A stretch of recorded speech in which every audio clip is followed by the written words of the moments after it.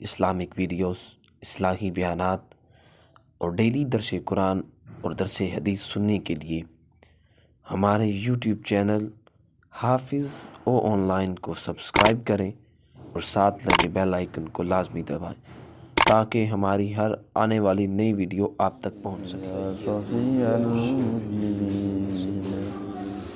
اعوذ باللہ من الشیطان الرجیم، بسم اللہ الرحمن الرحیم۔ اذا جاءك المنافقون قالوا نشهد انك لرسول الله والله يعلم انك لرسوله والله يشهد ان المنافقين لكاذبون۔ آمنت باللہ، صدق اللہ العظیم۔ دوستو، سورۃ منافقون کی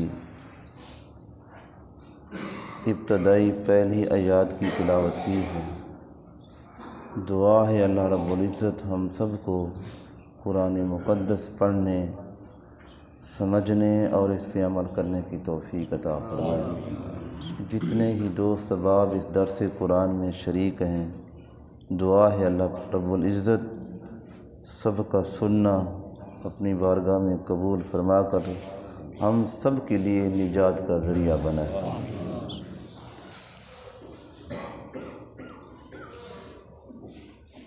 یہ سورۃ منافقون، اس کا شان نزول مدینہ طیبہ کی سرزمین میں ایک غزوہ پیش آیا جسے غزوہ تبوک کہتے ہیں۔ یہ ساری سورت منافقین کے مخالف اتری ہے اور اس کی 11 آیات ہیں، 2 رکوع ہیں اور اسے سورت مدنی کہتے ہیں، کیونکہ جب حضور علیہ الصلاۃ والسلام مدینہ میں تشریف فرما تھے تو جو قرآن وہاں آیا اسے مدنی کہتے ہیں۔ اس کا پچھلی صورت کے ساتھ یہ تعلق ہے، سورۃ جمعہ کے ساتھ۔ وہاں یہودیوں کا ذکر ہوا، یہودی ظاہری طور پہ حضور علیہ الصلاۃ والسلام کا انکار کرتے اور اللہ پاک نے فرمایا تم نے اپنی کتابوں کے اندر حضور علیہ الصلاۃ والسلام کے آخری نبی کے اوصاف تم نے پڑھے ہیں، تو وہ صاف انکار کر گئے۔ تو وہ زبان سے حضور کا انکار کرنے والے تھے، اور اس صورت کے اندر یہ منافق لفظ بڑا اوکھا ہے کہ اللہ ہر مسلمان کو منافق سے بچائے۔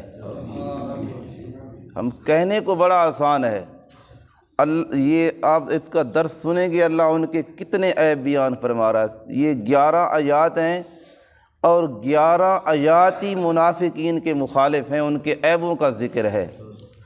تو یہ زبان سے اقرار کرتے، دل سے حضور علیہ الصلاۃ والسلام کا انکار ہے، کلمہ حضور کا پڑھتے ہیں۔ عبداللہ ابن ابی ان کا رہنما ہے، ان کا سربراہ ہے، امیر ہے۔ تو ایک غزوہ میں یہ شریک ہوئے، غزوہ تبوک میں، تو حضور علیہ الصلاۃ والسلام کے صحابہ بھی ہیں اور یہ بھی اپنی جماعت کو لے کر، کیونکہ ظاہری طور پہ تو یہ کلمہ پڑھ رہا ہے تو حضور کے پیچھے نمازیں بھی پڑھتا ہے اور جنگوں کے اندر بھی شریک ہے۔ تو اس نے ایک لفظ کہا اور کہنے لگا اپنے ساتھیوں سے، یہ حضور علیہ الصلاۃ والسلام مدینے میں بعد میں آئے، یہ پہلے وہاں اس کا وطن ہے۔ تو کہنے لگا کہ یہ جو حضور کے ساتھی ہیں اس نبی کے، ان پر تم نے اپنا مال خرچ نہیں کرنا اور ان کو شہر سے نکال دینا ہے۔ وہ الفاظ جو حدیثوں کے اندر بیان ہوئے وہ میری زبان بھی اس چیز کی گوارا نہیں کرتی کہ وہ لفظ جو عبداللہ ابن ابی نے کہا، کہنے لگا ہم عزت والے ہیں، ذلیلوں کو نکال دیں گے۔ کہ عزت والا اپنے آپ کو کہہ رہا ہے اور معاذ اللہ کے دوسرے لفظ حضور کی طرف منسوب کر رہا ہے، حضور کے صحابہ کی طرف منسوب کر رہا ہے۔ تو ایک صحابی رسول تھے جن کا نام ہے حضرت زید بن ارقم رضی اللہ تعالی عنہ۔ یہ ابھی نوجوان ہیں تو اتنی عمر نہیں، انہوں نے جب یہ الفاظ سنے تو ان سے رہا نہ گیا، حضور علیہ الصلوۃ والسلام کی بارگاہ میں آئے، آ کے عرض کی یا رسول اللہ صلی اللہ علیہ وسلم، عبداللہ ابن ابی نے یہ بات کہی ہے۔ تو حضور علیہ الصلوۃ والسلام نے، اللہ پاک نے جتنا حوصلہ ہمارے نبی کو دیا ہے کسی نبی کو نہیں دیا۔ آپ نے فرمایا سب سے مجھے، تمام نبیوں سے رسولوں سے مجھے ستایا گیا ہے۔ تو اللہ کے نبی جتنے صبر کرنے والے ہیں، کوئی انسان دوستوں کہ دنیا کے اندر نظر نہیں آتا کہ جتنا اللہ پاک نے آپ کو یہ مرتبہ مقام عطا کیا ہے۔ کوئی آپ کو پتھر مارتا ہے پھر بھی آپ صبر کرتے ہیں، جوتے آپ کے خون سے بھر جاتی ہیں، اللہ کا فرشتہ حاضر ہو جاتا ہے کہ یا رسول اللہ آپ ان کے لیے بد دعا کریں، اپنی زبان سے نکالیں تو صحیح، ابھی ان کو تباہ و برباد کر کے رکھ دیتے ہیں۔ حضور علیہ الصلوۃ والسلام فرماتے نہیں۔ تو اب حضور علیہ الصلوۃ والسلام نے عبداللہ ابن ابی کو بلایا، جس وقت وہ آیا فرمایا کہ کیا تم نے یہ بات کہی ہے؟ تو اس نے صاف ہی انکار کر دیا، قسم اٹھا دی، کہنے لگا اللہ کی قسم ہے میں نے یہ بات نہیں کہی۔ تو حضور علیہ الصلوۃ والسلام نے فرمایا زید پھر تم نے جھوٹ بولا۔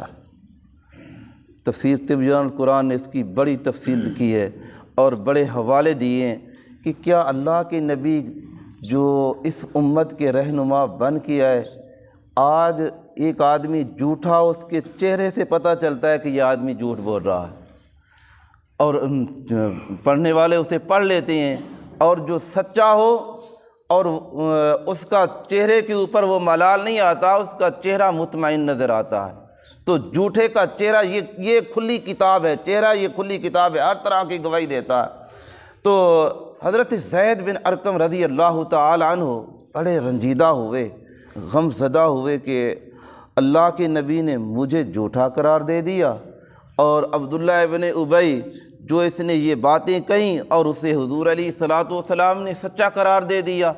تو حقیقت میں حضور علیہ الصلوۃ والسلام جانتے بھی ہیں، چہروں کو بھی جانتی ہیں اس کا چہرہ جھوٹا ہے یا اس کا چہرہ سچا ہے۔ فرمایا ظاہری شریعت کے اوپر حضور علیہ الصلوۃ والسلام نے عمل کیا قیامت تک کے لیے، تاکہ میری امت کو ادھر ادھر کوئی مشکل پیش نہ آئے۔ فرمایا جو آدمی دعویٰ کرتا ہے اس کے لیے ضروری یہ ہے کہ وہ دو گواہ پیش کرے کہ میں دعویٰ کر رہا ہوں یہ آدمی اس نے یہ عمل کیا ہے۔ تو فرمایا اس کے لیے شریعت نے کیا کیا کہ دو گواہ ہونے چاہیے۔ اگر اس کے پاس دو گواہ نہیں تو جس کے اوپر یہ دعویٰ کیا جا رہا ہے فرمایا وہ پھر قسم اٹھا دے تو اس کی قسم پہ اعتبار کرنا چاہیے۔ تو حضور علیہ الصلوۃ والسلام جانتے ہیں کہ اللہ بھی غیرت والا ہے، اپنے نبی کی عزت کو مٹنے نہیں دیتا، ان کی شان کو بلند کرتا ہے۔ ورفعنا لک ذکرک، اے محبوب ہم نے آپ کی شان کو آپ کے لیے بلند کر دیا ہے۔ تو اسی طرح وللآخرۃ خیر لک من الاولی، اور آپ کا ہر آنے والا ٹائم پہلے سے بہتر ہوگا۔ تو اب حضور علیہ الصلوۃ والسلام کہ یہ صحابی رسول اپنے چچا سے کہتے ہیں کہ چچا جان میں نے آپ کو یہ بات بتائی۔ تفسیر مدری نے اس بات کی تفسیر لکھی، بڑی مسلسل لکھی، 3-4 ورقوں پر لکھی کہ اپنے چچا کو آ کے یہ کہتے ہیں، چچا حضور علیہ الصلوۃ والسلام کو کہتا ہے۔ تو اب یہ رنجیدہ ہے، تو جس وقت یہ پریشان ہے اسی دوران اللہ پاک نے یہ پہلی آیات نازل فرمائی۔ پہلی آیات حضرت زید بن ارقم کا وہ مقام، مرتبہ، ان کی سچائی کو بیان کیا، اور جو منافق تھے ان کی رسوائی کا یہ سبب بنا۔ تو اللہ پاک نے فرمایا اذا جاءک المنافقون، جب آج آپ کے پاس منافق، قالوا نشہد، کہ ہم گواہی دیتے ہیں، انک لرسول اللہ، کہ بے شک آپ اللہ کے رسول ہیں۔ یہ ظاہری طور پہ ہم کلمہ پڑھتے ہیں اشہد ان لا الہ الا اللہ و اشہد ان محمدًا عبدہ و رسولہ، کہ کیا ہم گواہی دیتے ہیں کہ آپ اللہ کے رسول ہیں۔ میرے بھائیو، یہ قرآن بھی ان کے وہی الفاظ دہرا رہا ہے، لیکن یہ اللہ پاک نے فرمایا جھوٹ بول رہے ہیں۔ زبان پہ تو وہی کچھ ہے لیکن اندرونی وتصدیقم بالقلب، فرمایا اللہ پاک فرماتا ہے کہ اگر تصدیق کرنی ہے تو دل سے کریں، فرمایا زبان سے صرف اقرار ہے، دل اس کی گواہی دے تو پھر انسان سچا ہے۔ فرمایا اگر زبان سے انسان جتنا مرضی کہتا پھرے لیکن دل سے اگر نہیں کہتا، دل کے اندر ملال ہے، یہ دو حالتیں اللہ پاک بیان کر رہا ہے منافق کی، کہ اس کی زبان کے اوپر اور الفاظ ہوں گے، اس کے دل کے اندر اور ہوگی۔ تو فرمایا جس کی زبان اور دل ایک جیسا ہوگا، فرمایا وہ پکا سچا مسلمان ہے۔ تو میرے بھائیو، اذا جاءک المنافقون، اللہ پاک نے فرمایا جب یہ منافق آتے ہیں آپ کے پاس، قالوا نشہد، اور ایک دو کی بات نہیں، یہ جمع کا صیغہ ہے، قالوا، ایک عبداللہ ابن ابی نہیں کھڑا، وہاں اس کی پوری جماعت کھڑی ہے اور اس کا خاندان قیامت تک چلتا رہے گا۔ تو فرمایا اس کی نسل آ رہی ہے، قالوا نشہد، جب بھی اسلام کے مخالف چلیں گے تو منافق چلیں گے۔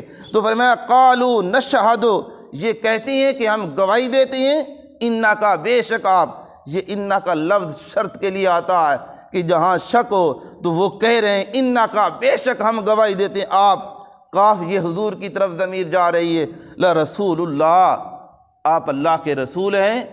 یہ کیا یہ ظاہری طور پہ کلمہ پڑھنے والے کے لیے یہ کافی نہیں کہ میں گواہی دیتا ہوں آپ اللہ کے رسول ہیں؟ تو اللہ ان کی گواہی کو رد کر رہا ہے۔ اللہ فرما رہا ہے کہ یہ جو کچھ بول رہے ہیں، بتا رہے ہیں، فرمایا یہ جھوٹ پہ مبنی ہے۔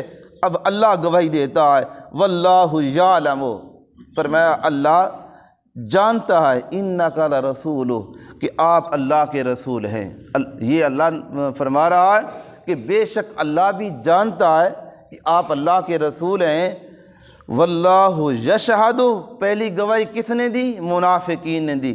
دوسری گواہی کون دے رہا ہے؟ فرمایا واللہ، اور اللہ گواہی دیتا ہے۔